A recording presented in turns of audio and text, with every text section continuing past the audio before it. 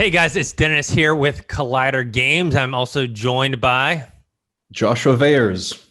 over in South Africa. Originally this podcast was supposed to come up on Friday. I actually, unfortunately, wasn't able to make the podcast. But then you and Dorian recorded something. But then something happened with the recording and it didn't save or something like that. So we're here now. It's just you and me because Dorian's aren't working on something else. But we're here. Sorry for it being a little bit later than usual. And it's Monday, day before the big election here in the U.S., which probably has worldwide ramifications. Not only worldwide, but I don't know, probably like the next 10 years or so.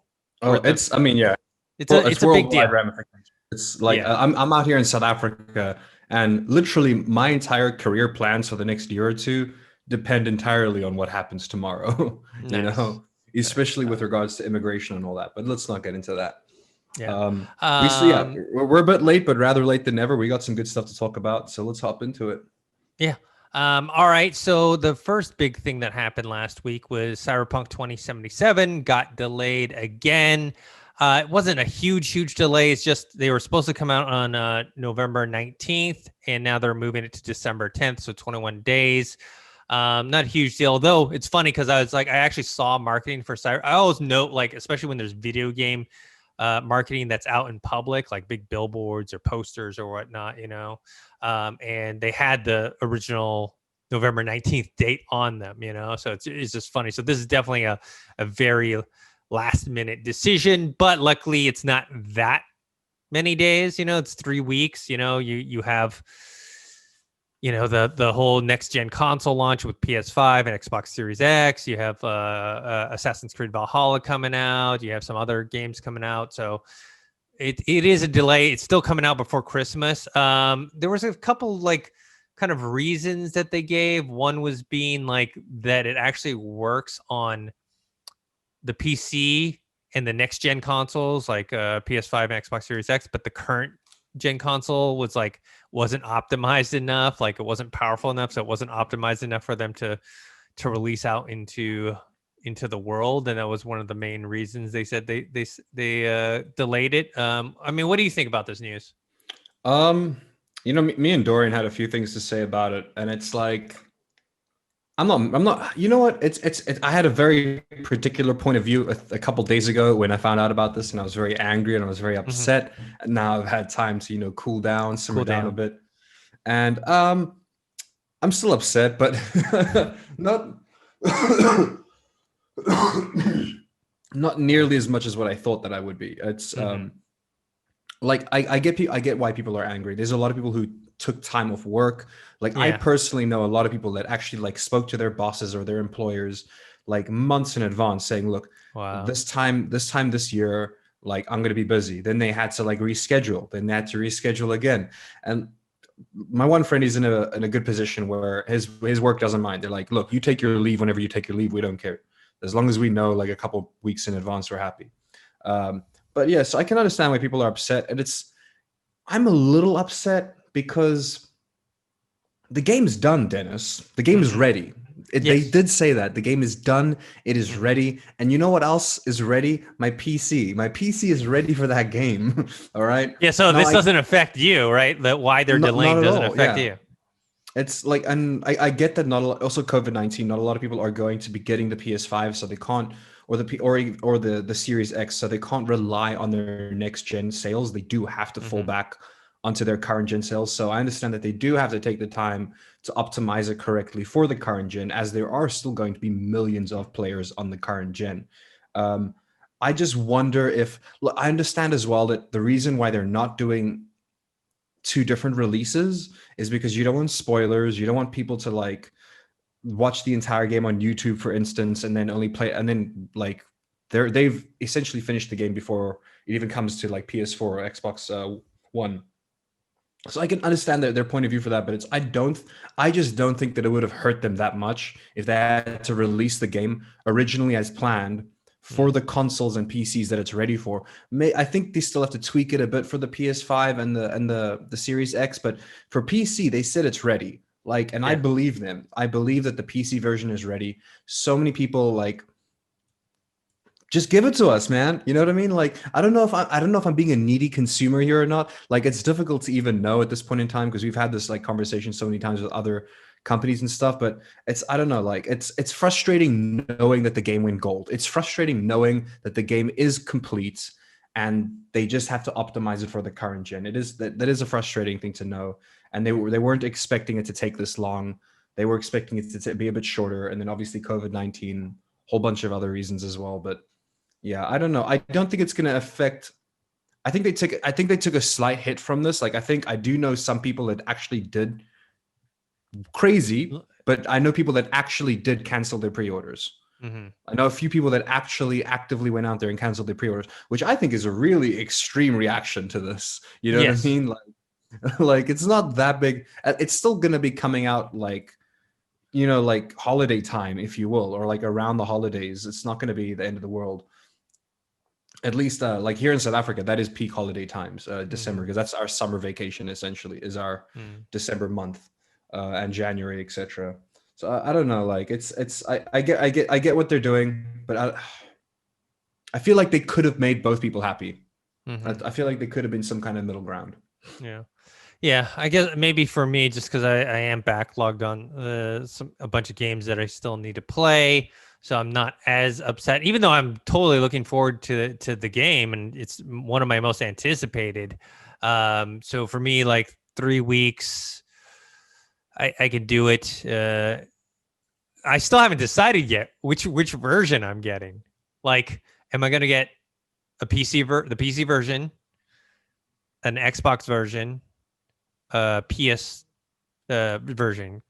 Because I don't have the next gen console. I mean, I haven't pre-ordered any of the next gen consoles. I know there's going to be a free upgrade eventually, and I could play on the Xbox One or the PS4, or I know my graphics card currently the graphics card I have now is better than the Xbox One and PS4, PS4, yeah. but I don't know how it competes with the PS5 and the Xbox Series X. You know, I don't, because I know you're the position you're in. For me, if I was in your shoes, I would get the PC version, just because, like, think about how amazing that game's gonna look in a year from now when you've upgraded your PC as well. You know what I mean? Like, more than likely, like down the line, you're gonna get yourself an RTX 3000 series. Like, probably not now, just because getting hold of them is so incredibly difficult. But I can see, I know eventually I'm going to get myself a 3070. You know what I mean? Like, I don't really need a 3080 or a 3090, and they are releasing a 3060 eventually, which will be just the upgraded version of what you and I have. But like, the 3070 is so cheap. You know what I mean? I think eventually I think you will upgrade your PC, and you'll get more graphically out of it than you will out of the PS5. I'm leaning to be honest, I'm leaning toward the Xbox or PC version versus the PS version for two reasons. One, currently, because I don't know when I'm going to get the next gen consoles. I have an Xbox One X versus a regular PS4. So my Xbox One X is more powerful. And secondly, my controllers, I've been telling you about my controller problems with my PlayStation. Yeah, they're still kind of there. I've been able to play games. I finished God of War and whatnot, and Last of Us and Ghost of Tsushima, but it does have an issue with it where it's like kind of wanders.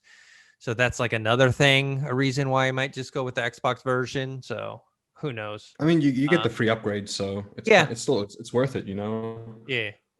So yeah, ultimately, I don't see it as that big a deal. Some people do. I do think it is weird to cancel your pre-order for 3 weeks. It is like the fourth time as well. So I understand people's frustrations as well. It is the fourth time, and it is. If they told me next year, I'd be more upset. If they're like 2021, but if they're like 3 weeks, I'm like, all right, fine. Does it still make it in time for as a game of the year contender, or is it like getting released? No, I don't think so. It's too late. I think the cutoff time is what, like the 15th of December or something. So I think it makes it. No, I think it's like November sometime, because I remember. It's not going to make game of the year. Because remember, Jedi Fallen Order is for Yeah. this coming, because it came out, I think, in November, if I'm not Yeah, mistaken. it came like November 25th or something. You're right. Or I think Something that was like the that. cutoff So, time. so it Yeah. didn't qualify for game of the year last year. So So Cyberpunk would be up for like 2021 Game of the Year yeah, then, essentially. yeah. Okay, that was also a So very interesting move on their half because it's like that's a big year for games as well in general. Like people are going to be releasing a lot of games for the next gen. So then again, I guess also like with 2020, the least of their worries is a game show or a game award show. mhm, You know what I mean? yeah, I doubt they're even caring about that right now. yeah.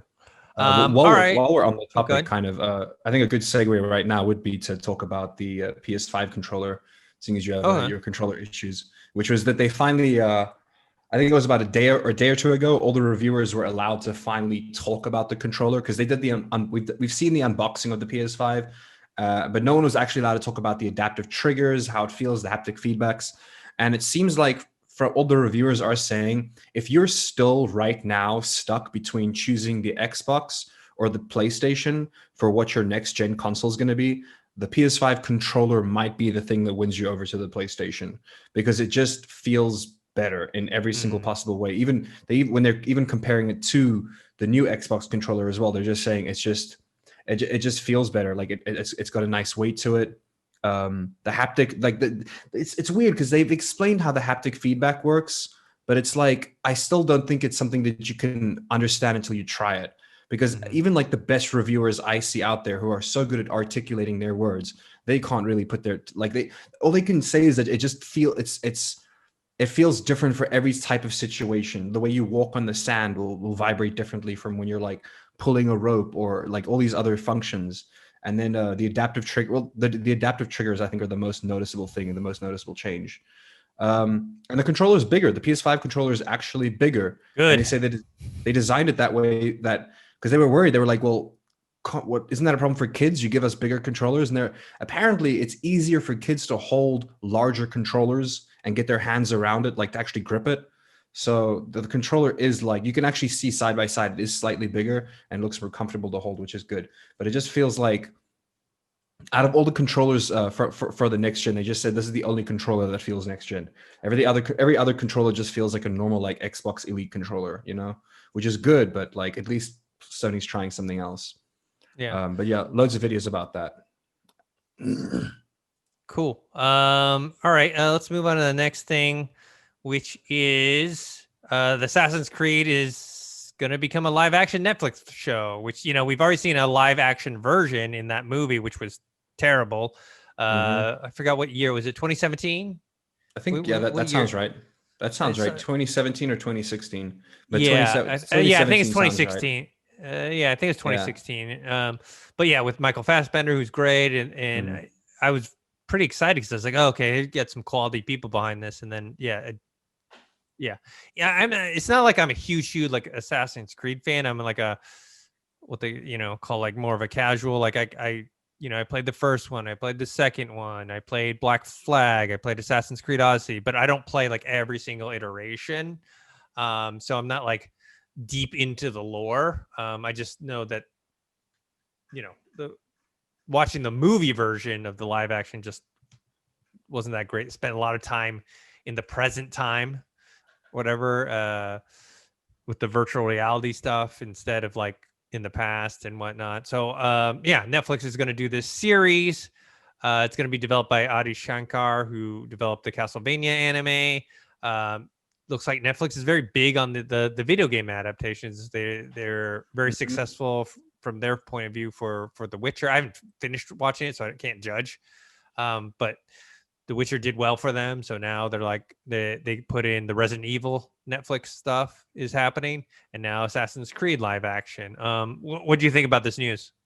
It makes sense to me as well. Also, like, well, it just makes sense to me. First of all, I'm surprised they got the IP. That was like that's the only thing that does surprise me. But once they've gotten like the IP or the rights to or at least the partnership needed to do this, it's a win. Like there's so much lore behind Assassin's Creed itself. Like the movie with Michael Fassbender was It was I wouldn't not an amazing movie, but it was a good movie if you've never seen Assassin's Creed.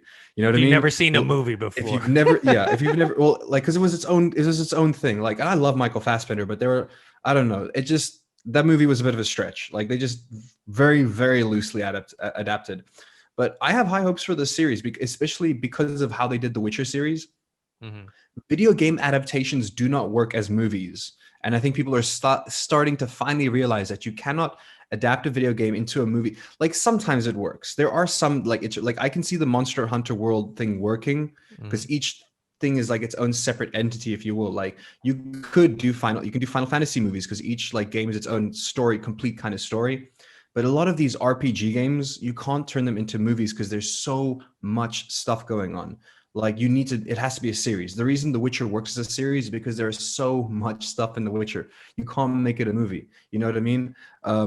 Like, they're making the Final Fantasy 14 TV series. They're making that a series because, once again, Final Fantasy 14 online has got so much stories and so much lore. You can't like do justice for just doing a movie for it. So what I hope they're doing, because it looks like they're doing an animated series as well as the live action. Hopefully they'll tie the two together into like the same canon kind of universe, like what they did with Altered Carbon, which I enjoyed the first couple of episodes of Altered Carbon, and then they released the animated, I think it was a series or a movie, and it Hmm. tied in. So I'd like to see them do that, where it's like, for the most part in the live action, we're seeing this guy going into the Animus. I'm gonna assume it's Desmond that we're gonna play as Desmond, or we're gonna see Desmond. Hmm. I'm gonna assume that they're gonna base the series off of the first three games. That makes the most sense to me. It's gonna be way too difficult for them to pull off anything more beyond that. Like, anything after that is way too high budget for them, I think, to try to pull off. Like, they could do Black Flag because there's a lot of, like, they can literally just buy the sets of Black Sails, which is sitting around doing nothing ever since Black Sails got canceled. So it is achievable, but I think that they could do very well doing the story of Desmond, which is the first three games, and it's the story of Altair, Ezio, and like, I forget who was in Assassin's Creed 3, but it'll be a good story to tell, and like, it kind of is like a complete story. I think they should do a season for each, a season for the first game, a second season for the second game, third season for the third game, and then end it there, and maybe have like do animations to tie in the three different seasons or something, you know what I mean? Or have like the subs, because it's all about going into your memories, right? So you can have like as many spin-offs as you want of this dude going to like a different time era, and you can animate that, you know? I think it'll Yeah, do I good. just don't know if they Like, had the budget though to do that. That's the thing. I talked about this with Dorian in terms of like having each game being its own season or whatnot. Just the way they save money on these seasons is that you reuse the same reuse sets the and sets, yeah. costumes and props and everything, and everything's you know.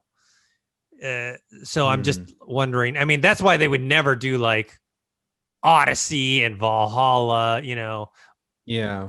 Maybe. Well, I guess like like 2 and 3 kind of work. Then they could do Yeah. they like it makes sense for them to do 2 or 3 because it is, from a location perspective, it is fairly easy for you to, well, not fairly easy, but they can afford to go film in Venice. You know what I Hmm. mean? Like, and they can use they can use some of their budget on the money shots for the cathedrals, like the places that's expensive to film at, like the tourist attractions. But I Hmm. feel like with COVID-19, they could get cheaper rates for these like tourist attractions, you know what I mean? Or anything, Hmm. or these like, or to go film at these places. So that would be easier. And then also Assassin's Creed 3, because it's like, I feel like you could film that in the middle of America somewhere. Just find some really old town and just work that town to making it look like it's when was that, the 1800s, or Hmm. it was no, it wasn't the Civil War. It was before that even. It was, when was this? When was Assassin's Creed 3? That was during that was shortly after Christopher Columbus. I never played the third game. I I know was it was assuming about the it's. Native I didn't play the Americans third though. game either. Is it the Revolutionary War? Maybe. Yeah, well, I know Benjamin Franklin is alive at the time because you meet him. Yeah. Yeah. Yeah, so like that era, but Yeah. like Yeah. that could It's the you could pull that off Revolutionary too. War. That's the Yeah, you Revolutionary could. War. Yeah, I never played that you could one. pull that off too. Like, there's so much props and locations to Uh do huh. Revolutionary War stuff. I don't know. I see it doing well. I don't think we're gonna see it anytime soon. I think No. maybe we'll see the animation first before anything, and like, I don't think we'll see anything anytime soon. Like, maybe casting. We'll see Mhm. some casting news in like a year from now or sometime next year, but that's about Yeah. it. I mean, we've got a lot of stuff. We got Resident Evil, like I mentioned before. Witcher season 2 will be coming. This will be coming. I forget.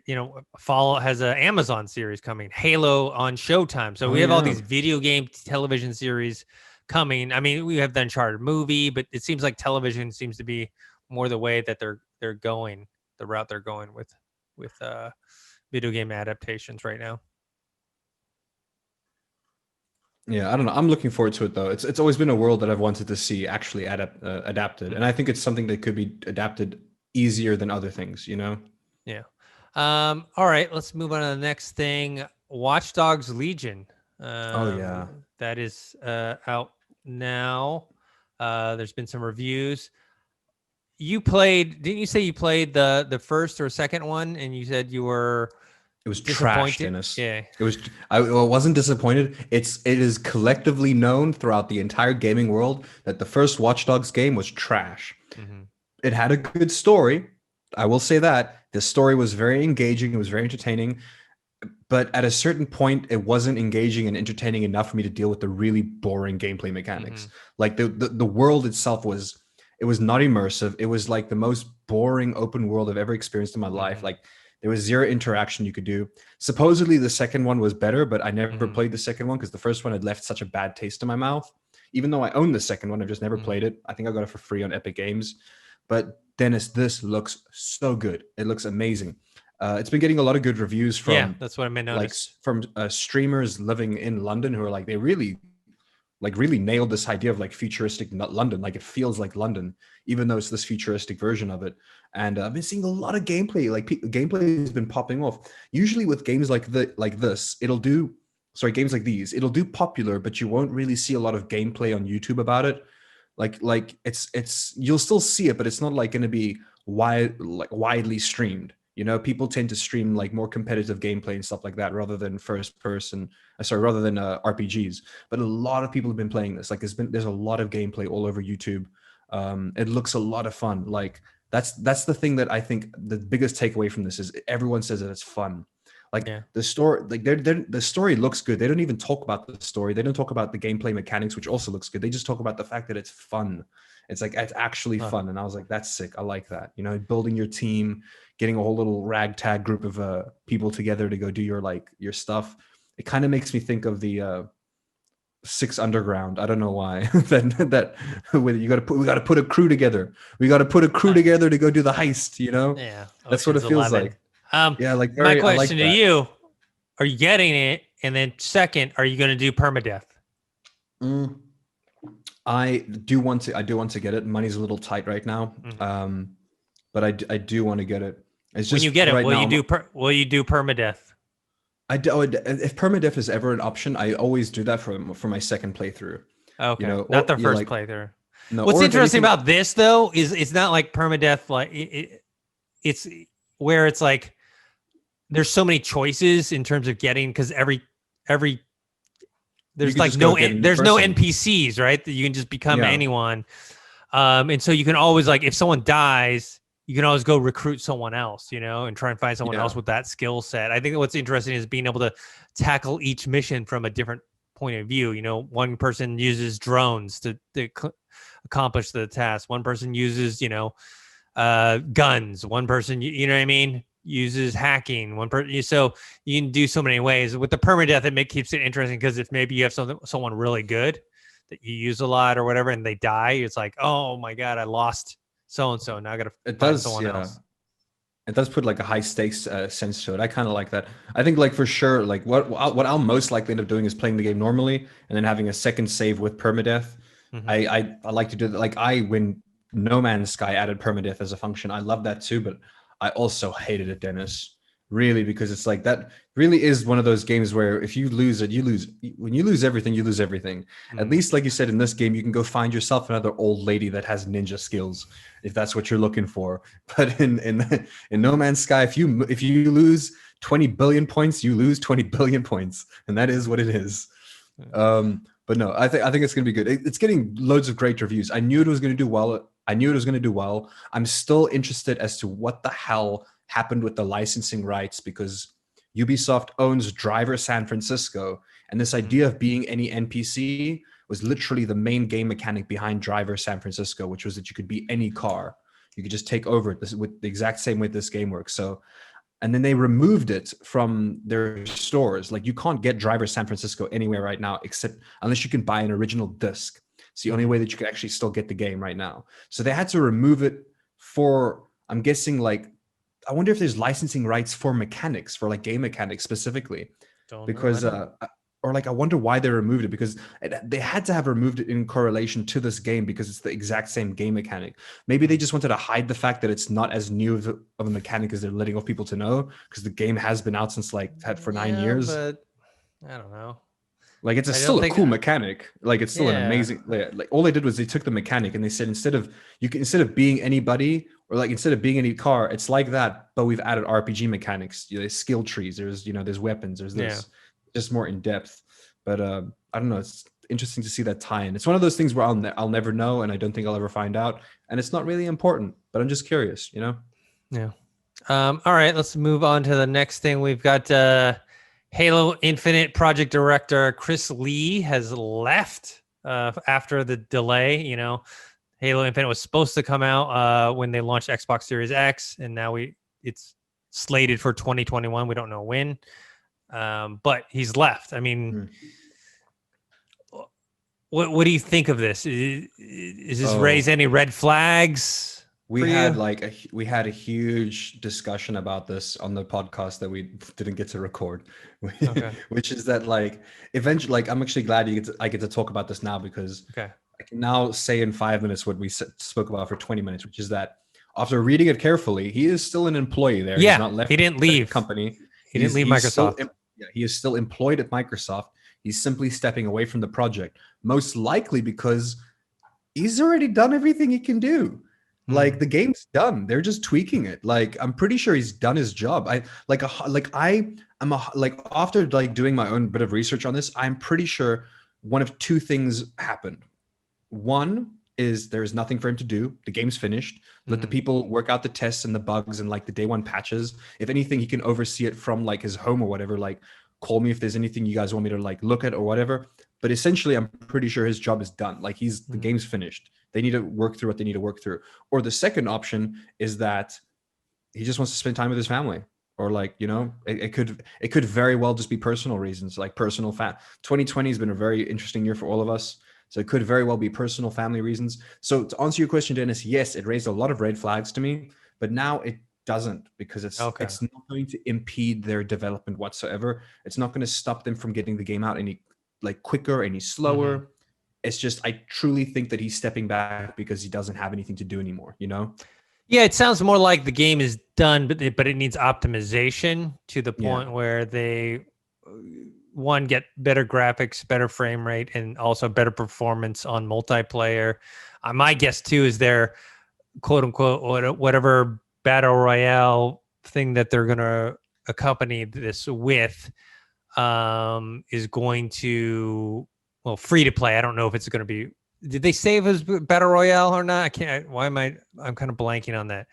Whatever their free to play component is, my guess is that it's not ready, and they wanted to launch at the same time with the game.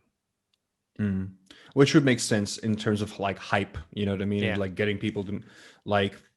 It definitely worked for Warzone. Like, I mean, there was already a lot of hype around it, but definitely, like, if you bought, because everybody bought that version of Call of Duty, like, it was very well marketed. It got great reviews. It's an excellent version of Call of Duty, especially because everyone loved that assault game mode. So everyone already owned the game, and it's like, hey, may as well try out Warzone. You know what I mean? It's right there. And from like that, just that first week, they got so many players, and now obviously they're getting players for other reasons, like it's popular, a lot of competitions and streamers. But it's clearly a successful like thing that's happened before for a lot of people, for a lot of other game companies. So I think it's smart, especially because of the backlash they got from having the multiplayer delayed. Yeah. All right, let's move on. This one, last week, Control got a cloud version of the game on Switch. How far have you gotten on Control? Like, honestly, I haven't played the game since I got Ghost of Tsushima. And it's a good game. It's just Ghost of Tsushima. It was like the game was made for me, Dennis. Nice. How far are you on literally that? was like pretty. I'm getting pretty far now. Actually, like I got really into the single player again. For the longest time, I was just playing Legends because I love the like the customization and all that. But then I realized that there's a whole world of customization in the single player game. Yes. Yes, there So is. I got into that. I was grinding for like about a week or two straight, just playing the game, like not just for the story, which is excellent, but just to like get that next level samurai gear that looks beautiful, man. That's all I want. I just want to look majestic in that game at all points in time. That's my goal. Yeah. So, but back to Control, they released a Switch Yeah. version, which is interesting. You know, it's like, okay, the Switch hardware can't really handle the game, but doing this cloud version, which is much what, in essence, Xbox X or X Cloud from Microsoft, Stadia, Amazon Luna. That's all what they're trying to be. Is they're trying to be this cloud streaming platform that's regardless of what hardware that you're on. So, Yeah, I mean they've done it before, like yeah, the Assassin's Creed Odyssey, Resident Evil 7. Like Assassin's Creed Odyssey, when I found out that they had that on the Switch, I was like, honestly, anything really is possible with cloud cool. gaming. That's for sure.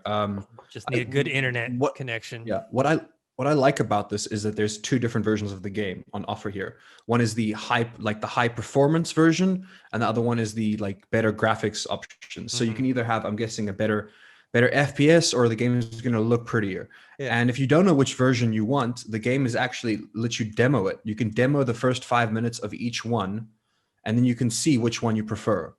And then you can buy it. You can buy the game, which is cool. Rather than you like buying the one version and being like, oh, I wish I had the other version. I didn't want this version.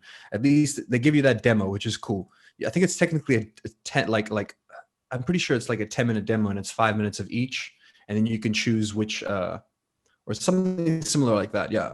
I think that's pretty cool. Like if you're gonna release two different versions of a game, which makes sense in this case with cloud streaming, like some people are going to want the better FPS, and some people are going to want the better graphics. You know what I mean? Like I think it's absolutely like a must that you need to have this, at least the preview function, you know, like, because you're not going to feel, yes, you could just watch a YouTube video, but you're not going to feel the performance watching a YouTube video. You know what I mean? So that demo really is necessary. So I think that's quite cool.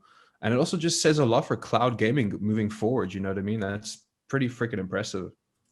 Yeah. And wondering, you know, is this next generation that we're going to have with the PS5, Xbox Series X, is that the last? I don't think it will be, but I think cloud gaming by the end of this next generation, that there will be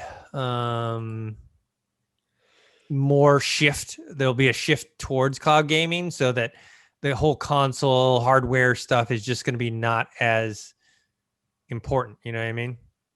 So, and this is just an example of it, and we'll see more from those other services that I mentioned before.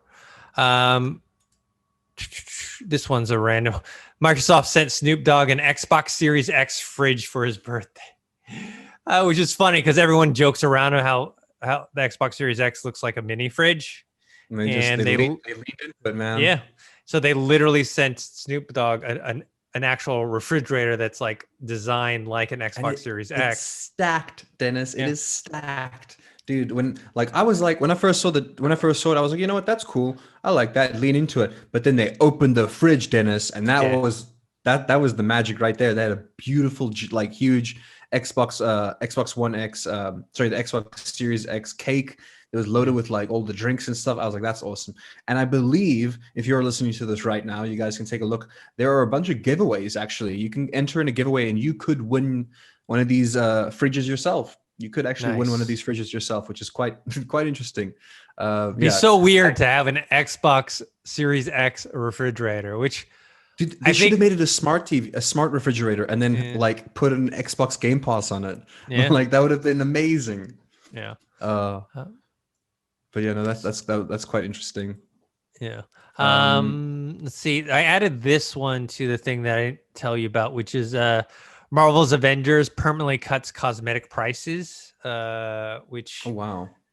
makes sense because, when me and Caboose did our review of the game, we talked about like, how the campaign was pretty fun, especially towards the end, and that the multiplayer needed some work. But then we also talked about how expensive some of the stuff was, like the costumes, the emotes, the takedowns and whatnot. And like, I mean, like really like expensive, like it just didn't make any sense, like how expensive they were. So now they've confirmed that they are permanently reducing prices on a bunch of the items, which makes sense. It's like, how can people aren't going to buy your product if it's that overpriced. Like I think like Epic Takedowns used to be 1,200, which I assume is like $12 or something. Like you're not paying $12 for an animation, So Yeah. now they're 50% off, $6. Not great, but it's still a lot better. So basically they're about 50% off of what they used to be. Still not, I don't know if I don't think I'll be purchasing anything, but at least the pricing is better for the consumer. What do you think? That is good though, yeah.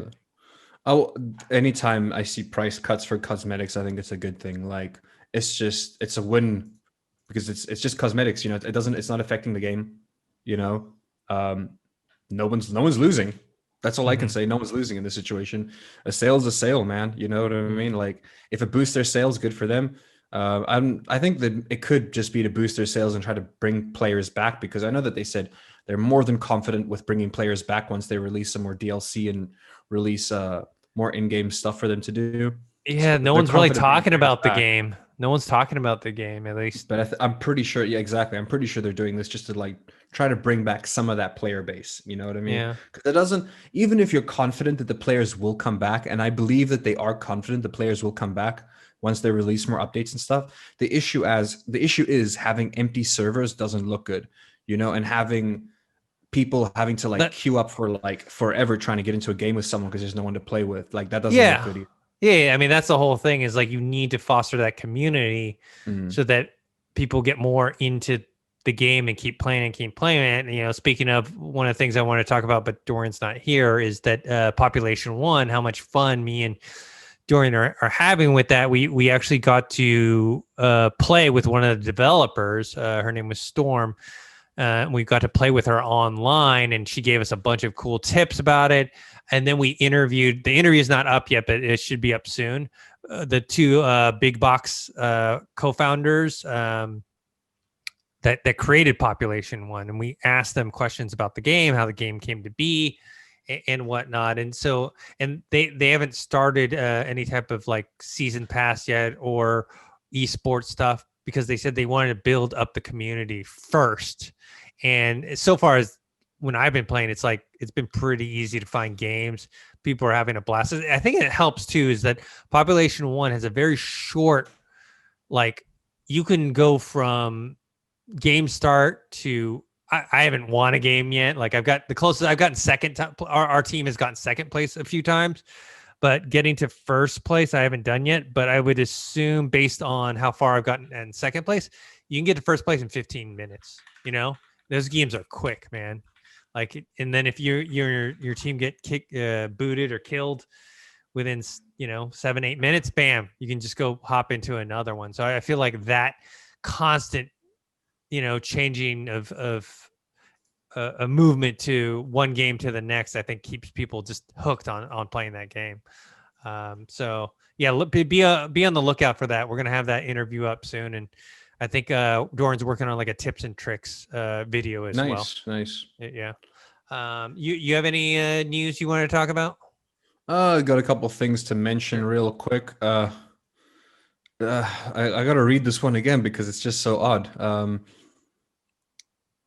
So yeah, marketing crossovers. The No Malarkey Zone. Joe Biden has a Fortnite island.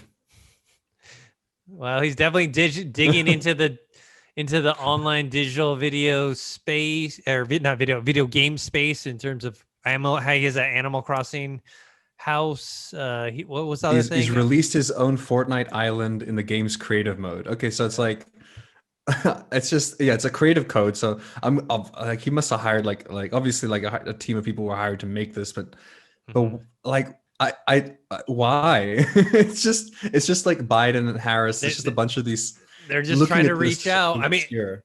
It's so AOC, obscure to look at we talked this. about it before. AOC did the Twitch stream of Among Us. I think people are just trying to reach that younger audience that hasn't been typically involved in politics. And I think that's just their way of outreach. Whether it's successful or not, I don't know.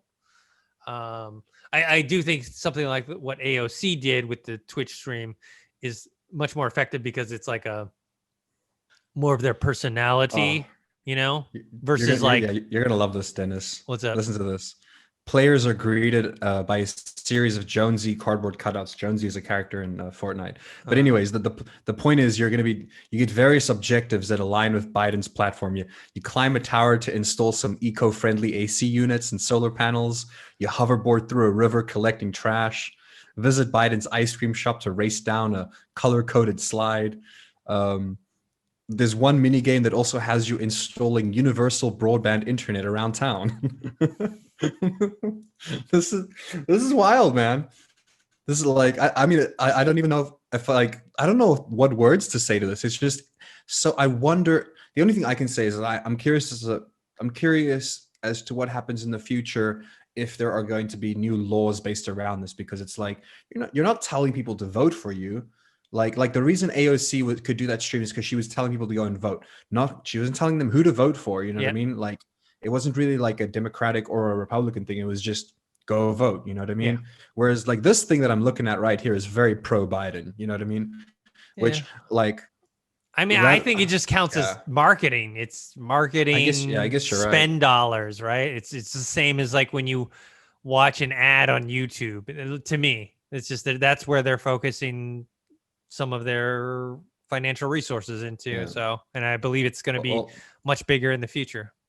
moving on real super fast. Uh-huh. Godfall, which is a game that I'm like I was excited for, then I wasn't excited for it, and now I'm excited for it again. And now I'm kind of like on the fence where it's like, yeah, I'll play it, but I'm not like dying to see it. You know what I mean? But I'll Hmm. play it. Like it looks fun. I like games that I like looter shooters, and this is just a hack and slash looter game, so Hmm. I'm all for that. But yeah, the system requirements, the minimum system requirements, Windows 10, of course, Hmm. AMD Ryzen 5 1600 or an Intel Core i5 6600, GPU AMD Radeon RX 580 8 gig, or an NVIDIA GeForce GTX 1060, minimum 12 gigs of RAM. So it's for the minimum that's pretty intense. For the recommended, um, they recommend the GPU be an AMD Radeon 5700 XT, 8 gig, or an NVIDIA GeForce GTX 1080 Ti 11 gig, which is like not super demanding, but like more than I was expecting for the game, I guess, Hmm. for the recommended at least. Like I'll be able to play it, but I'm sure there's a few people out there that may have to do a bit of upgrading if they want to play this game. But I think that's going to be the case with a lot of games coming forward. You know what I mean? Yeah. Yeah. This is also not that interesting. Well, this is interesting. I'm sure there's a reason behind this, but I'm just going to read it and we can move past it, which is Hmm. that Gabe Newell is launching a garden gnome into space. I don't know if that's like maybe he's like taking a jab at Tesla or something. I'm not too Maybe. sure. Maybe he's like, we're gonna send the Valve Index to Mars. I don't know. And he's shooting a garden gnome into space. The reason why it's something to do with hold on. Valve says the reason Newell was he was in New Zealand when he had the idea. Um, the gnome is going to be manufactured from titanium and then printed in the shape of the it's from Half-Life. The Half-Life gnome. Uh, The iconic. I've seen that asset in so many games. So yeah, it's hmm. iconic. So they turn it into titanium. They're sending it to space. Not too sure what the reason is. People are speculating that Warzone, well, they're not speculating. The statistics are showing that Warzone has made Call of Duty 10 times more popular on PC than what it was before. So it did reignite the like passion for the game on PC, which is true. Call of Duty, I would say before Warzone was very much dominated by the console players. You know what I mean? Like even competition wise, it was more played on console than PC. Um, and then let's see. Todd Howard thinks it's hard to imagine that the Elder Scrolls 6 would be an Yeah, I Xbox saw that exclusive. one. Well, tough luck, Todd Howard. It's not your decision anymore. You wait. Maybe if you didn't squander all the opportunities you were given, or you didn't screw us around so much, Todd Howard, this wouldn't have happened. But anyways, so yeah, Todd Howard. That's interesting. You know what I think it means? I think because of reading some more of those comments, I think Elder Scrolls 6 will be on PlayStation, but it'll be a timed exclusive on Xbox. Like it'll be like a year. Oh, that's smart. It'll be like a year, 2 years before you get, what they'll do is it'll be on every platform, but it'll be day one release on Xbox Game Pass. You know what I mean? Where it's like, oh, it's on all the platforms, but hey, you can come play it for like, $5 a month instead. Yeah. Which is a smarter choice, which is true, Anyways, yeah, like, so it does, yeah, but just worth mentioning that Bethesda doesn't seem too happy about the decision, but at the end of the day, that decision doesn't seem like it rests upon their shoulders. We didn't actually add this to the list. I only saw it recently, and it's been getting a lot of traction on YouTube, which is there's a new PlayStation app coming out, and it's actually addressed an issue that I have been having for a while, which is why PlayStation or Xbox has never allowed Discord onto their consoles. And I think that they would have... it would have been beneficial for both of these consoles to have Discord, because Discord is more of a social space. But as we saw with the user interface for the PlayStation is like heavy leaning into creating their own social spaces. So now they've essentially like with the social spaces that PlayStation is setting up, it essentially to me looks a lot like Discord, which is like not a bad thing. I think it's a really good thing. So now it's like if your friends are like on a party. Like, it's not just like having a dedicated party on PlayStation. You'll have a group. It'll be like, this is like the me, Dennis, and Dorian group on PlayStation 5, and I can add memes to it whenever I want. You guys can be like voice chat partying, or we can like I can screen share, I can stream. You guys can watch me. I can do all that from my phone now, which is awesome. Like, I don't have to be on my PlayStation to interact with you guys in that social space. I can be on my phone, which is exactly like Discord works. Like you could be streaming on Discord right now to your friends, and I can watch on my phone. I can text you on my phone. I can voice chat with you. You know what I mean? So I think it's really cool that they're, I'm really, really looking forward to this new PlayStation app and the social spaces they set up. I really hope that they can find a way to get this app onto PC as well, not just mobile. I think that it'll be so beneficial with so many games being crossplay. For like, if I'm busy playing with someone in PS5, I hate using in-game chat. It is such shitty quality, like audio quality. It's always better to be in a party chat or on Discord. So when I'm playing games with, like, if I'm playing Fortnite with people on PlayStation, but I'm on PC, I want to use Discord, but I can't because it's not accessible. So hopefully this is like the step forward. I really hope that they get this app onto desktop as well, so that for crossplay purposes, I could be in a PlayStation party with them, even though I'm not playing the game on PlayStation. You know what I mean? But the app looks great. Like, the app genuinely actually looks really good. I'm very happy with the app. They just general all around improvements to the UI and the Play Store and all that. Another quick bit of news is that I suppose it's worth mentioning, because next month is going to be the first month of PlayStation 5, your PS Plus games. So what is the first what is the first free game you're getting to your PS5? And it is the incredibly creepy game Bug Snacks, or at least I think it's creepy. It's a children's game, but it horrifies me, Dennis. And it'll be free. It'll be free next month, or actually, I believe in like the next 2 days. Actually, I think it's free on the 5th. That's usually when they release the PS Plus games. And then what were the other two? That's an actual PS5 game that's going to be free, so I thought that was worth mentioning. The other two aren't, like Middle Earth, Shadow of War, as well as Hollow Knight Void Heart. Those will also be available, but those aren't PS5 games. They're not next gen. So yeah, we do get a free next gen game in a few days, which is really cool. Yeah. Let's see. This is worth mentioning, not worth talking about, because we all know the reason. Far Cry 6 is delayed until next year. It's not much, like, it's just, I don't know if I wouldn't even say it's understandable. It's like it is what it is, it is what it is. And I don't think it's a bad thing, because no one cares. Like, people were hyped about the trailer, like, wow, like, what a sick trailer, but no one's spoken about it since. You know what I mean? They're not doing like active marketing like Cyberpunk, for instance. So when they announced the delay, it's like, okay, cool, it's newsworthy, but also like I don't think anyone really cares. We're more than happy to wait and play it next year. You know what I mean? It's also like they tend to be very heavy games, and it's like I don't want to worry about like a political uprising game in 2020. You know, I'm kind of dealing with that in real life. In I real don't want to life. have I don't want to have to simulate it. Yeah. Like maybe next year when things are slightly better, we'll see. But Yeah. yeah, so that's worth bringing up. I'm not going to get into this because it's way too much to cover, but they did release a lot of information on Final Fantasy 16, the characters, the lore, the different realms. There's going to be 6 different realms.